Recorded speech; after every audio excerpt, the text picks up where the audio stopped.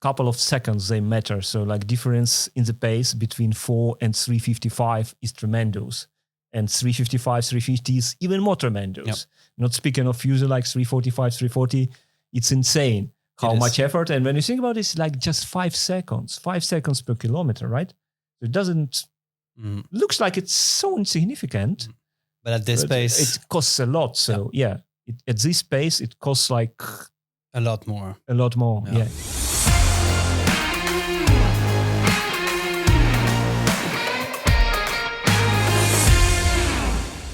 Today, I am joined by Andrii. Hey, welcome. Yeah.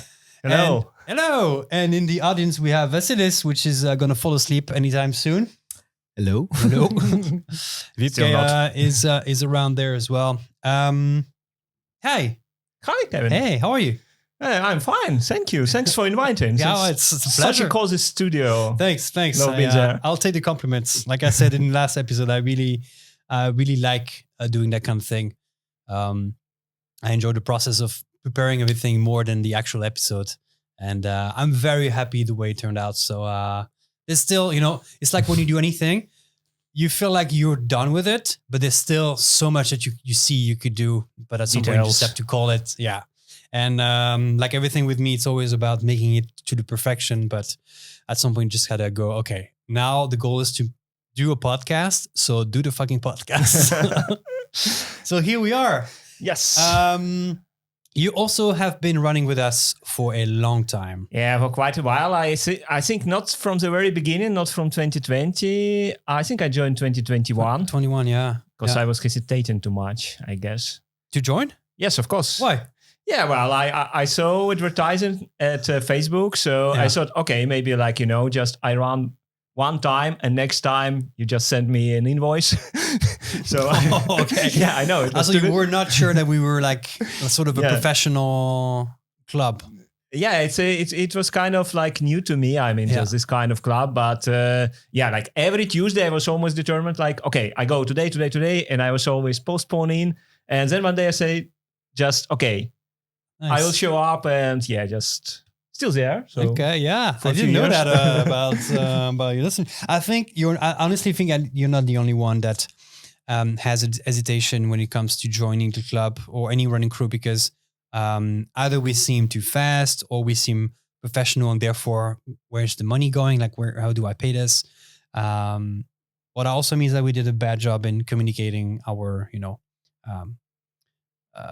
style, let's say. But I'm glad you did. I'm glad you did join. Yeah. And now you're also one of the pacers leading the groups. Let's dive into a couple of questions to just get to know you a little bit more. Let's start with, I always like to do this because we have a lot of expats in this community. Tell me about where you're from and how did you start running? Yeah, so originally I'm from Ukraine. I was born in Eastern Ukraine, but most of my life I lived in Kiev. And actually I started running in high school and I liked it for a shorter distance, like 400 meters, 800 meters. Then there was a long break and I tried to, jump back at some point and I found it really, really hard. So it was really terrible to me to run even like 2 or 3 laps. So I just gave up. Completely. And I think like 10 years back, was it 2014 or 2013? A little bit more than 2 years back. Yeah. I decided to take it seriously. There was also like extra motivation to me because I was getting really, really fat. And I was like, okay, so which kind of sport do I like? So I tried heavy lifting, but I was so hungry after heavy lifting. So I said, okay, let's try running. So yeah, it was painful. I even had no shoes, like no running shoes, no proper running shoes. It was like some really shitty old shoes. Mm-hmm. Really like almost damaged my feet. But nevertheless, I managed. First I started to run like 1K, 2K, 3K. Then all of a sudden I realized, there are competitions in Kiev. There's like just 10K, 5K. And then I started like, to get to know people, also community. So I started like to participate here and there.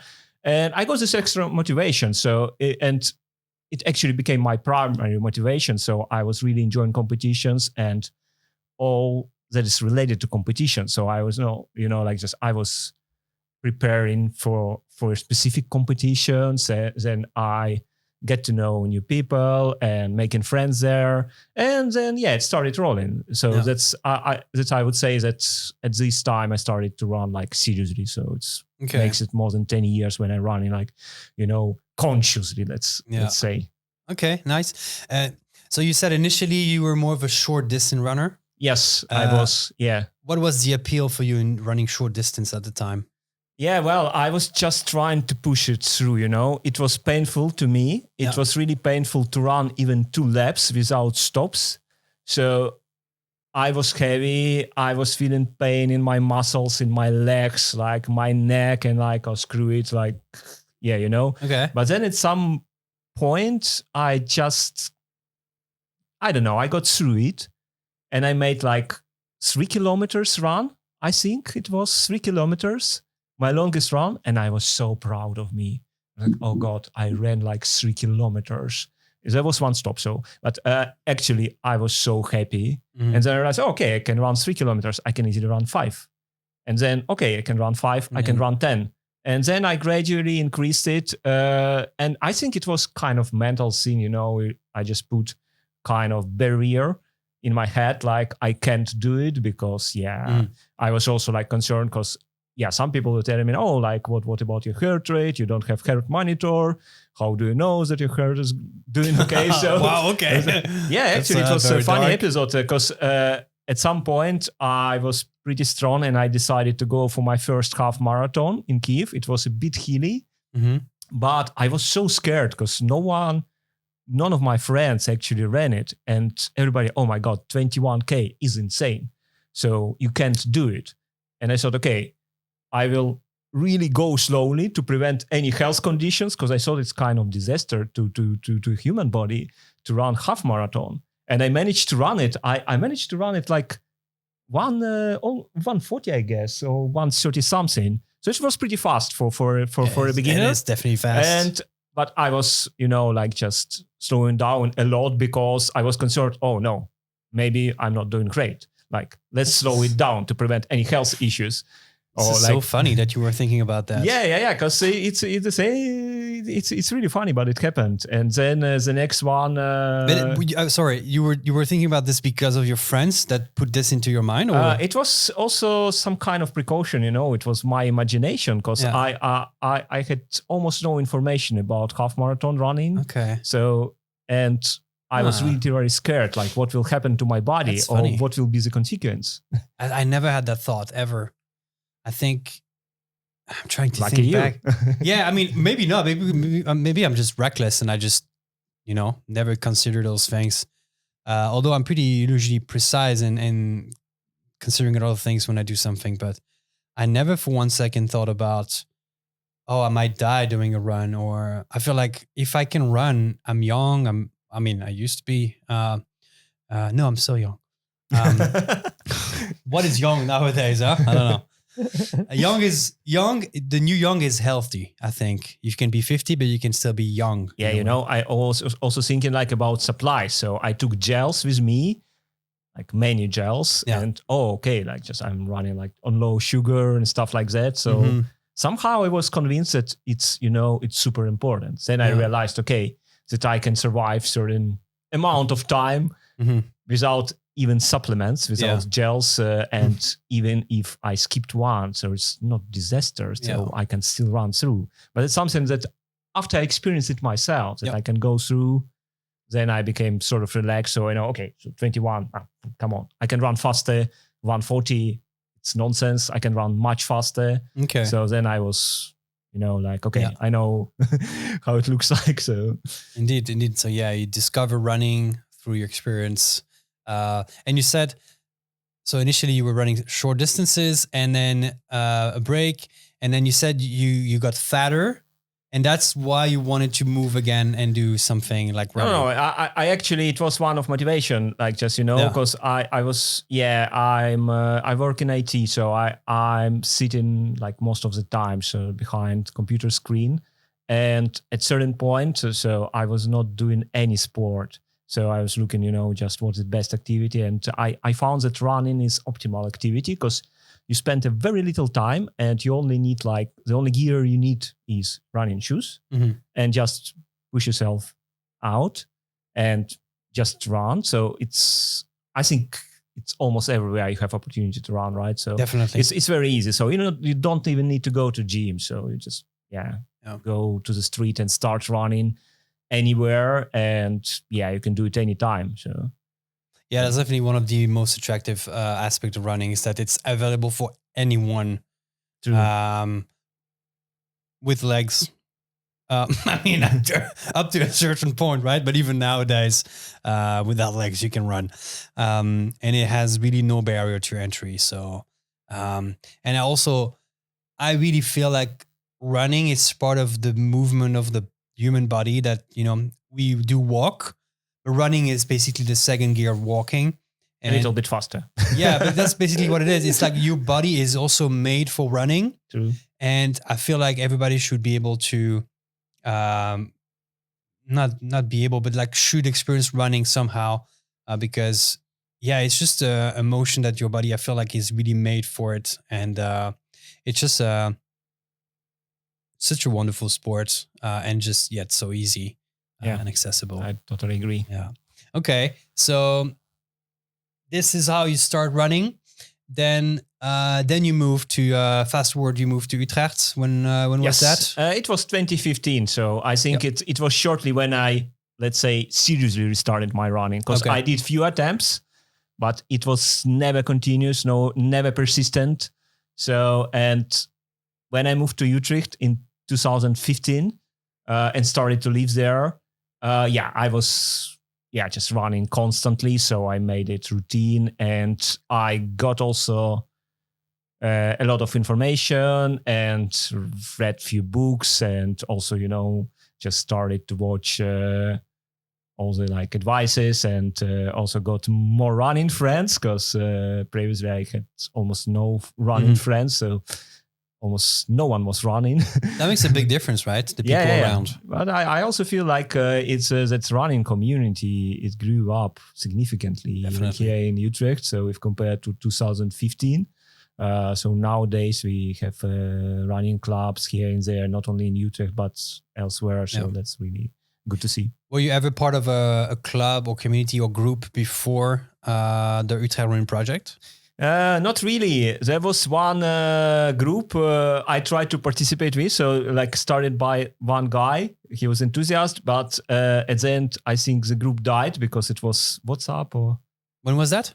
It was somewhere 2017, if I recall correctly. So 2016. So I actually, but it was not persistent, not as Utrecht Running Project for sure.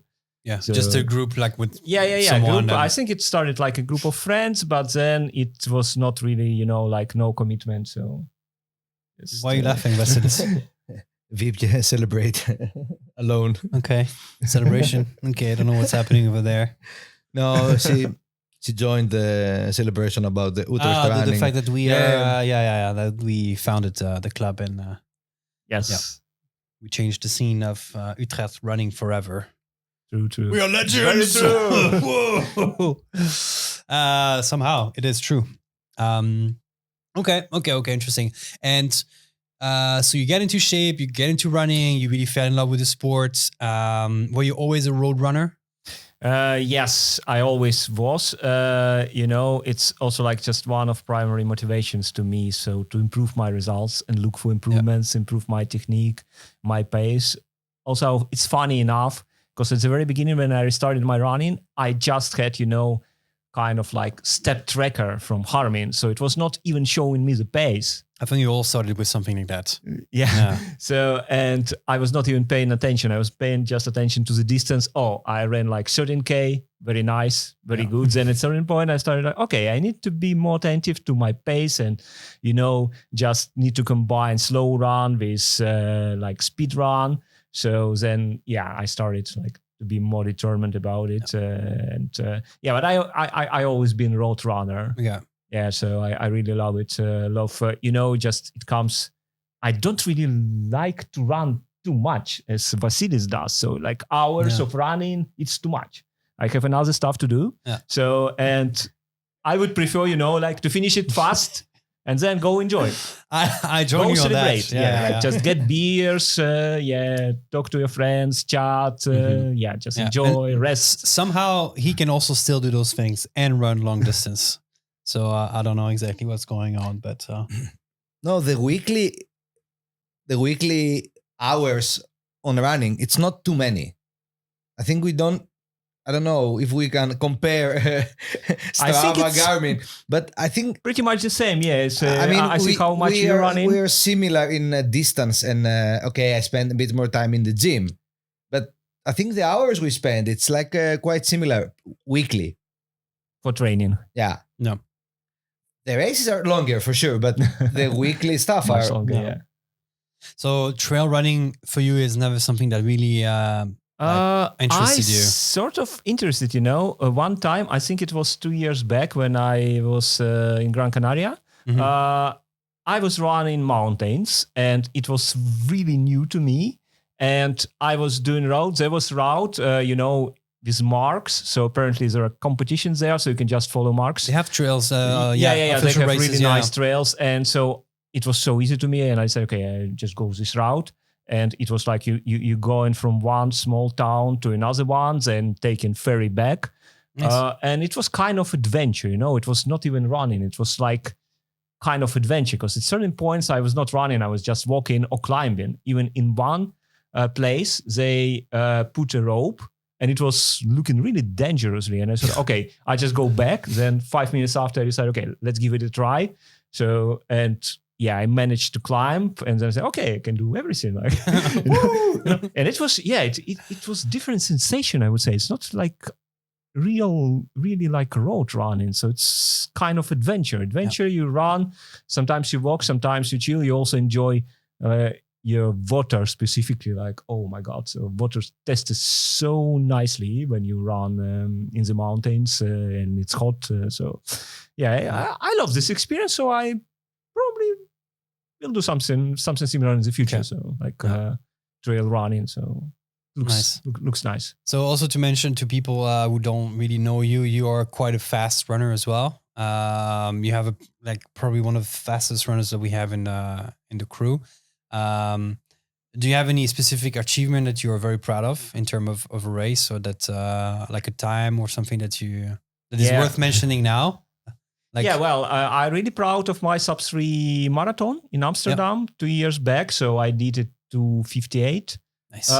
And actually, I think it was also my fastest half marathon, the first half, because second part was really tough. But I do remember, that was really good, and I'm really proud of this achievement. Also, one time I got third prize in Den Haag race, not really CPC Loop Den Haag, because there were way more competitors. But I'm really proud of that. So it was a 10K run, and I do remember that. It was really, really so inspiring to me, like to get to pedestal and to get third place in 10K. So really great motivation. That's about 10K and half marathon I mentioned. So I think the fastest one was a part of my Amsterdam race. And I think it was 1:22, the fastest one.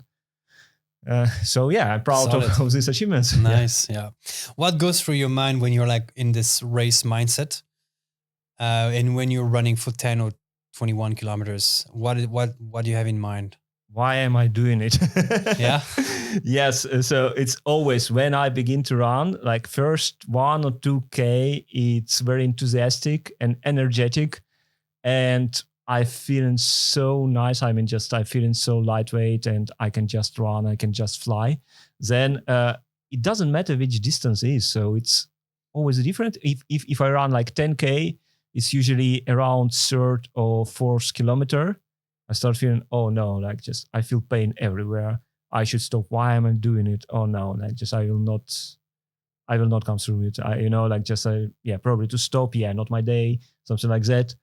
So I'm struggling till maybe kilometer 7, if you're talking about 10K.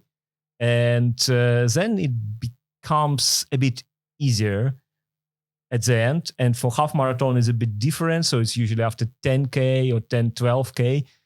But it's always the same. I think it's mental because, and it's also like, just when the body uses all the oxygen that is in blood, and then there is starvation when like fresh oxygen is not yet in the system. And you're really like struggling because there's no oxygen. So whole body indicates like, hey, I'm bad, like do something, like I need oxygen or stop or just stop it, please. And but eventually, it's something that I literally need to run through it, literally run through it. And it's always the same, like every race, it doesn't matter how good I'm prepared to this race, to this competition. It's always the same, like challenge, so struggle. It's a lot of pain, struggle. But at the end, it's like just what I remember is like, overall impression. So that I made it. So proud of myself is the best motivation. Nice. Good. It's nice that you managed to put yourself through that again and again and again, knowing the pain that you will go through only because you know that it's bigger than just that. It's over the achievement and everything else. I think it's pretty cool. Yeah, it is. Specifically, like, just even a couple of seconds, they matter. So like difference in the pace between 4 and 3:55 is tremendous. And 3:55, 3:50 is even more tremendous. Yep. Not speaking of user like 3:45, 3:40, it's insane how much effort. And when you think about it, it's like just 5 seconds per kilometer, right? So it doesn't, looks like it's so insignificant. But at this pace, it costs a lot. So at this pace, it costs like a lot more. Yeah. Indeed. Do you have any interrupt question? I have a question because I'm curious. If it works also for Andrei or Kevin for you, when you have a specific distance, let's say 21 kilometers to run, it works for you when you cross the second half, always it's better. You feel better because you are after the 50% of the race in your mind. It works better. When you start to count 1, 2, 3, it's always hard because you have too many kilometers in front. But let's say for me, when I pass by the 50% of the distance and I have to do from 20, the last 10, always they pass really fast. I don't know if it's in my mind, but the first half race always is harder. It's not the case for me, but I will let you answer. For me, it's also, I would say it's not the case because, indeed, at the very end, it's somehow, I'm getting extra energy boost because I feel, okay, I just need to struggle a little bit, 2-3 kilometers more, and then it's finished. So then I just, kind of ready. But for me, it's, maybe because, my way how I run it. So usually I calculate in. So like, okay, what is my target? And then I know the pace. And I know it's good to do negative splits, but I'm also not a professional runner. So, and I do realize, it's not my primary like occupation. So I do realize, okay, how much energy do I have? And I work, like with credits. So I know that in the first half I invested. And I use it in the second half. Exactly. Because second half, specifically during the marathon, it's around 33K. There's no energy left. So it doesn't matter how hard I'm pushing forward. It feels like I'm still like just standing. Hitting the wall. Yeah. But with a proper calculation, I know, okay, I have invested and I put so much energy into the first half. So I know, okay, even if I go in slowly and having a little bit more rest, so not spending that much energy, I will still be on time. So that's that kind of thing that supports me. But also what you mentioned, it's applicable to me. Mentally, for me, it works a bit better. Yeah, I could imagine. I'm in the second part and this is the last. Like, so when we do longer run also, and we do 20, let's say, I count 5, 10, and it looks like the end far enough. But when you pass by the 10 and you start to complete the third 5, after the end, it looks so close. And this gives me more energy. Mm-hmm. Yeah. For me, it's I need to do 3/4, and then I'm good for the last quarter. Until then, I'm like, if I'm halfway, I'm like, I'm only halfway. I only did half. I have to do this again. This is how I think. Okay. It's the same in CrossFit when we have rounds, and I'm like, when you're in the middle of the workout, you're like, oh, it's only the middle. Then you have one more round, and and then one more, and then you're like 2 more rounds. You're like the one before the last one is horrible, and then the last one I can finally because there's Finish line. no more. And then mentally, it's a mental thing. It's a mental thing. A lot of sports. It also depends on the race because, I'm doing some races like multiple times and people asking, oh, you did it. Why are you doing it again? So because I love it. I love the route. Or some races I don't do anymore because I didn't like something about the route, like if there's too many U-turns or stuff. So I usually skip it. But for instance, like just about last few kilometers, if we take 7 hills, lope. Mm-hmm. So last 3 kilometers or even 4 kilometers, it's downhill. So at the moment when you're super tired, you realize that you can fly. Yeah. So that's such a nice sensation, I would say. So, but I guess it's the only race here. I know where you really can run your last few kilometers faster. Yeah. Than like video game, you got the extra heart. Extra boost. Refill the lives. Yeah. Nice. Yeah. Okay. Do you have any specific race in mind that you dream of doing, or a specific time in a specific race that you want to achieve? I would love to run Berlin Marathon. So that's the first in my list because the route is so good, and also for setting my personal best. It's probably the best I could dream of. And of course, I would love to do either Boston or Chicago. So it's also on my list, but after Berlin Marathon. Okay. So that's my goals. Okay. When do you have a date already, or? No, I don't. So I was technically qualified in 2022 when I did sub 3 Amsterdam. But also next year was busy to me, so I was moving, and so I had no time to actually to prepare to Boston. So let's see. Okay. Hopefully in the near future. Nice. Good. Let me see. We are 25 minutes in. Let me ask you one more question. What made you join and stay with the running crew? Yeah, join because let's say the reason I'm asking, because you seem to be very self-motivated. You have a lot of you like the sport by itself. I don't feel like you need extra motivation. You said the community aspect, of course, that's probably gonna be a part of the answer. But I felt like you're so good on being on your own path and your own training, which is not most of the people that are joining the crew.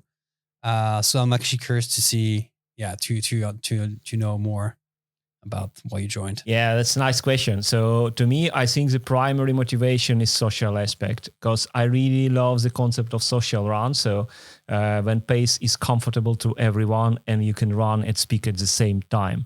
So at first I was not thinking about it, but then I realized, oh God, it's really like such a nice concept. And it's also like you're doing just few activities. So you're doing sports and you're also getting to know people, and also just this runner's high. So you're in endorphin, you're really nice mood, and you have nice conversations, and actually for the sake of communication, I really like it. I think this kind of like social running aspect is the main to me. So it's not about indeed what you mentioned, not like training. I don't see it as a training for me. So usually I just put it into my calendar as a kind of recovery run. So because 5:30 or 5 even is pretty slow to me as a pace. But as for recovery run, oh, sorry. Fuck you. I get it. No offense. I get it. No offense. Yeah, but actually as recovery run, it's perfect. So because as I said, it's good to have also recovery run, slow runs and speed running. I can't just run constantly with pace 4. Mm-hmm. Like every run I do, no, it's not how it works. And also recovery runs, they're crucial. And of course, they should be included in the program. And social aspect, it's a motivation. I feel better. Usually when on Tuesdays, I sometimes I'm really tired because it's like beginning of the week, and Tuesday also, Monday, Tuesday, the most, kind of like busy days at work because people come in after weekend. So they like want a lot and like just a lot of communication, a lot of like things happening. And usually I have very little energy, but then also the scene in the evening. So I feel better after it. So also having beers after. So that's really cool. Cheers to that. Cheers to the Social Drunk Tuesday. You fell asleep already? Vasilis is still awake. Okay. Yeah, you just woke him up. Okay, so it seems like you're still having a specific program that you follow on a weekly basis. Is that correct? On wheel running? Yeah, I usually, I have a specific program for my next competition. So so specifically per goal. Exactly. Okay. Yeah. So I have, I do it myself all the time. And it depends on competition. So the next one is Amsterdam Marathon in October. So now I specifically training for it. It doesn't mean that I will not join any other competitions, but that's for me like the main goal. Yep. So, and I preparing specifically for that. So that's what kind of training do you do if you take a typical week? What kind of training? For now it's kind of already like end of the summer. So summer is kind of relaxed season. So no races, and also running wise, it's usually like slow paces. It's just keeping in shape. And now I'm trying to speed up.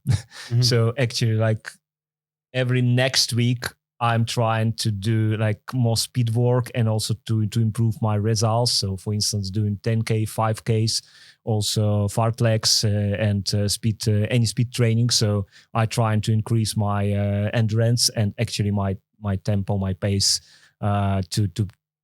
to put it closer to my running pace that I planned for Amsterdam. So it's still a long way to go, but it's like 2 months. So it's going to come a little quickly. bit less. Yeah. So it's okay. So that's how it is. Then during the season, because October is the season, October, November is the season. Then I actually I hope I will be in condition. So just to keep this condition higher for the next race. So it means like running more often. So literally like every day. Sometimes before competition, I also run like twice per day if I have opportunity, specifically like week before competition. That's my own, just my own strategy. Okay, well, if it works for you, Yeah, I don't claim that it works for everyone, but to me it helps a lot because it puts me into this, like just competition mindset. So I know, okay, I'm struggling, but yeah, I still go.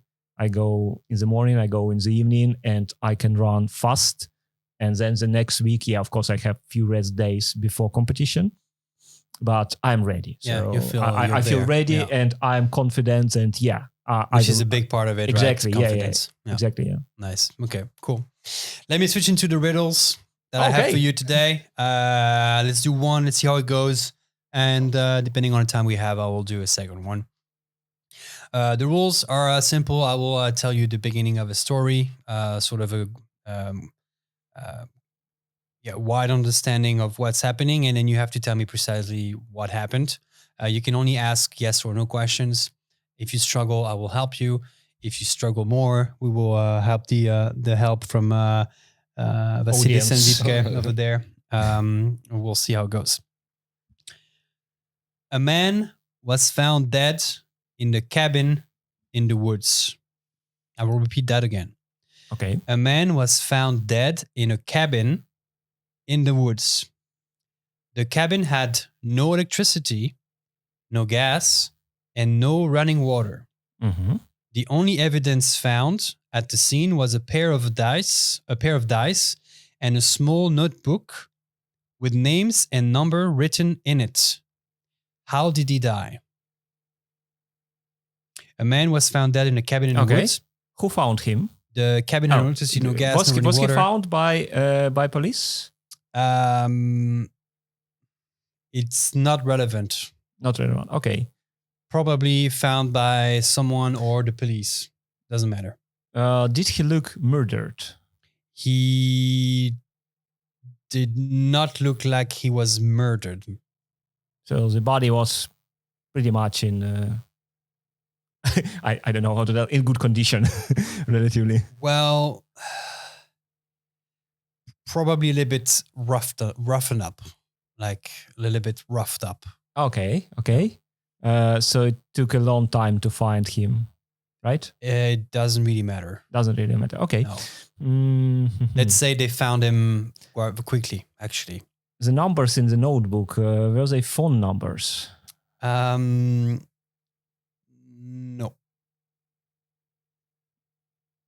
Okay, so no gas, no electricity, cabin in the woods. And man, he was found dead and dies. You guys at home can also give it a try on your side. See if you can find it It's before a he can. complicated one.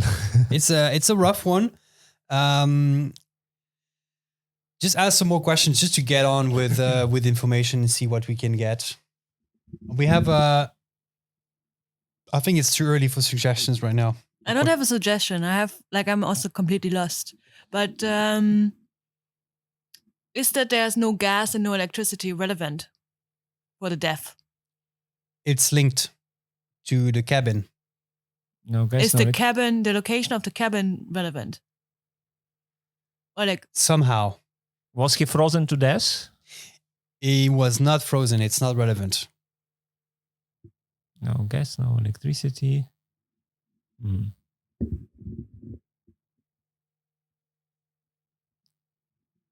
Do you have any Was it suggestions? fire in the cabin? There was no fire. He did not die by fire.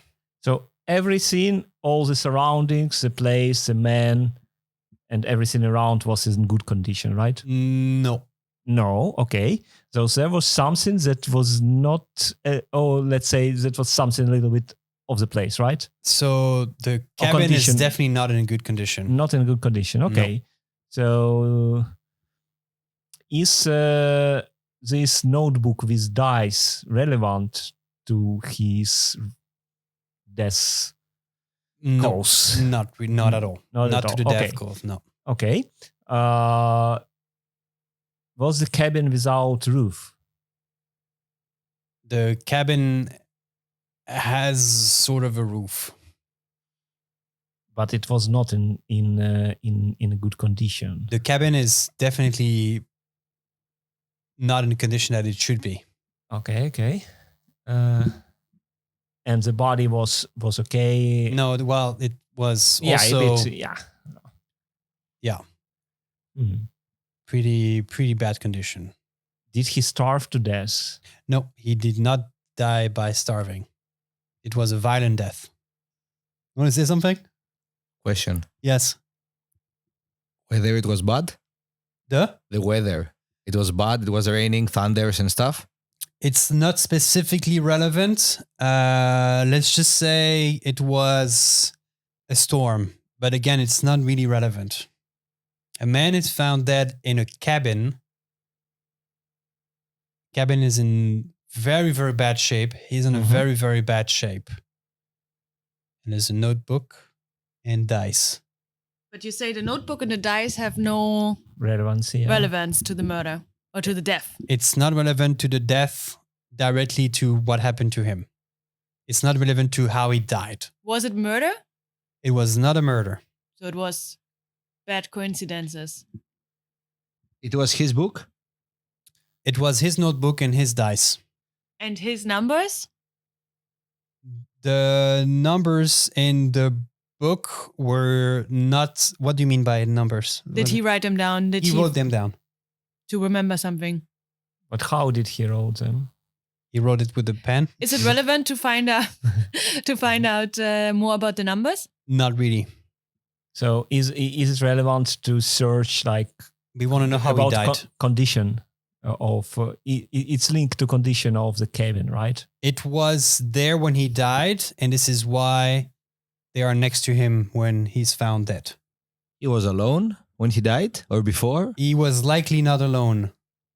Okay. Oh, that's good to know. Mm. He lost money to play dice. No.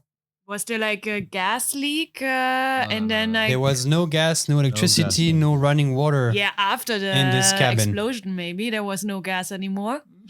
Who said there was an explosion? Well, it's a bad condition. It was before in a bad condition? It was not before in a bad condition. So after he is there, it's in a bad condition. He did something that killed him and put the cabin in a bad condition? I don't know if he did something, but something happened that made that.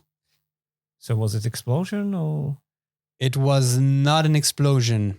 The cabin did not explode. Implode? It did not implode either. Fire? There may have been a little bit of fire, but now there's no more fire. Was it a natural disaster? Or It was not a natural disaster. Not a natural disaster. Okay. So A man is found dead in a cabin. oh, maybe they just wanted to deconstruct cabin and he was accidentally there. I mean, just some workers, like there's some old cabin and man was sleeping or like just... No. Okay. It was He did not die. not accidental. Did he suicide? He did not kill himself either. Was it a wild animal like bear? It was not due to any animals. You have to go back.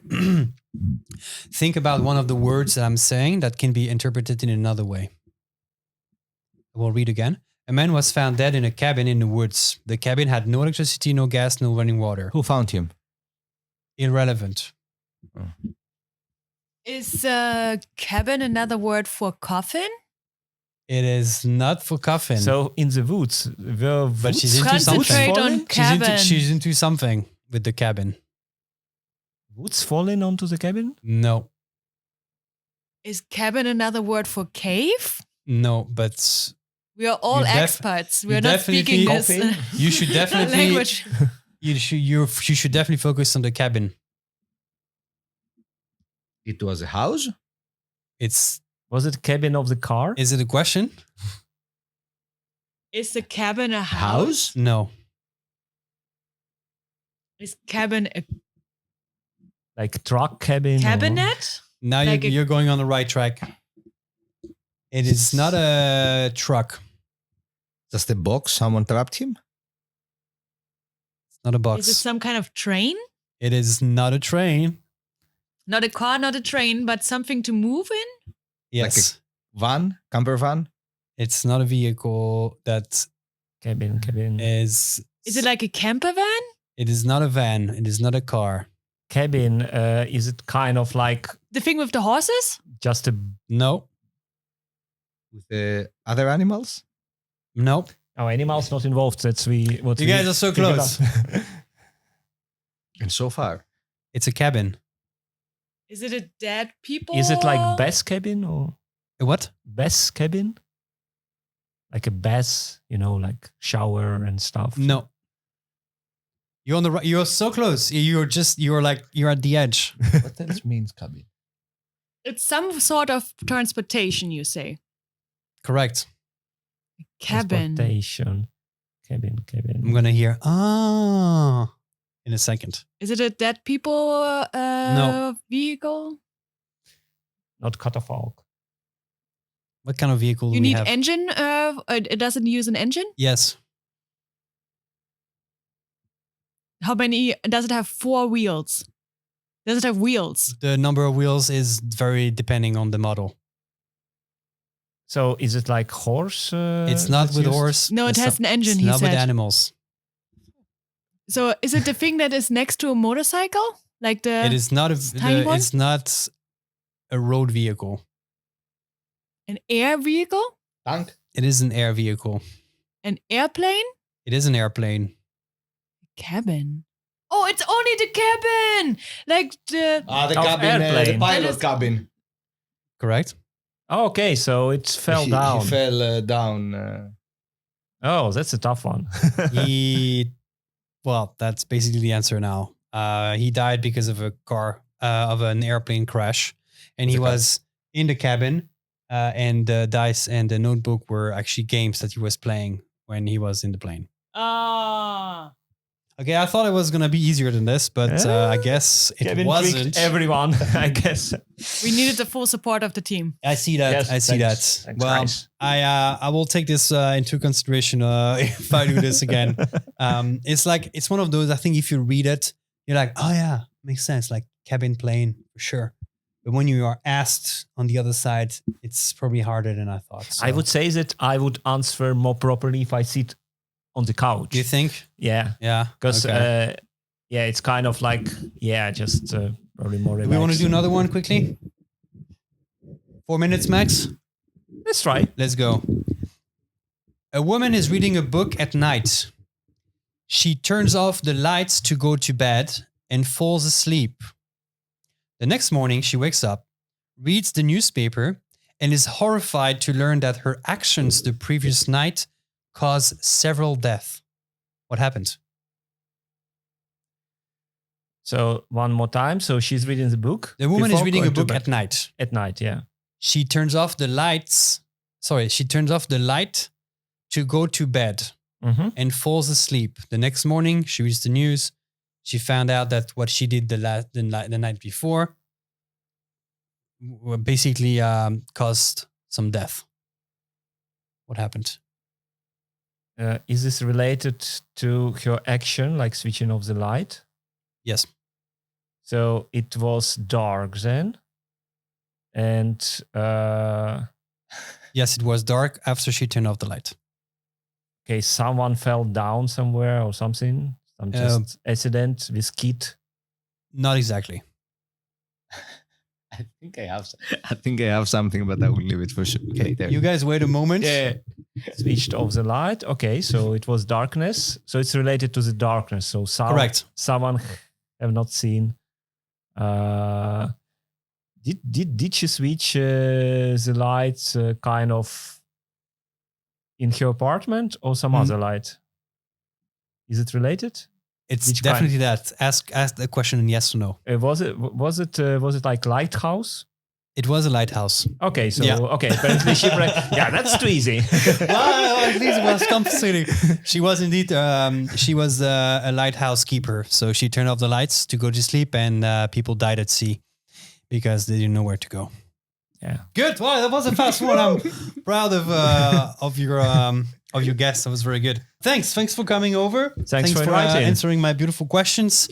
I have 2 more questions for you. One would be if you were to give one piece of advice to somebody that wants to train to perform a fast race, a road race, what would be your advice for that person that have a specific goal and want to train for a very fast time? Yeah, you already kind of have answered it, like have specific goal. So something that is really determined and clear, like which pace, which time, or what are you aiming for? Not something casual, but really, I want to do this time. So Okay. not slower than this. Then also like be consistent, because it's compound effect at the end. So just even like on bad days, go running. It's not like the best day for running or worst day for running. Just go, despite of the weather or your condition or how you feel. Just do it, because it will be beneficial for you during the race day. Because you will remember, okay, that day when it was raining and I was feeling bad, I went running, and now it's really contributed into my result. And of course, just find your motivation. I guess it's different for everyone. So it's whether like you want to break your record, or you want to be fit, or you want like to just do a marathon or half marathon or 10K or even 5K. Just find your own goal. It must be your own. You shouldn't like compare you to others, because the only human you compete with is yourself. Just make it personal, I would say. So to clarify it, like make it personal and deeply personal and linked to you. And just go. I like that. I think that's a nice way to end the episode. But one last question. Are you good with hot sauces? I hope so. Yeah? Yes. Well, we'll find this out in the next episode. Thank you for coming, Andrii. Thank you, Vasilis. Thank you, Viktor. And see you guys on Tuesday, and catch you guys in the next one. Thank you. Bye-bye. Bye. Cheers.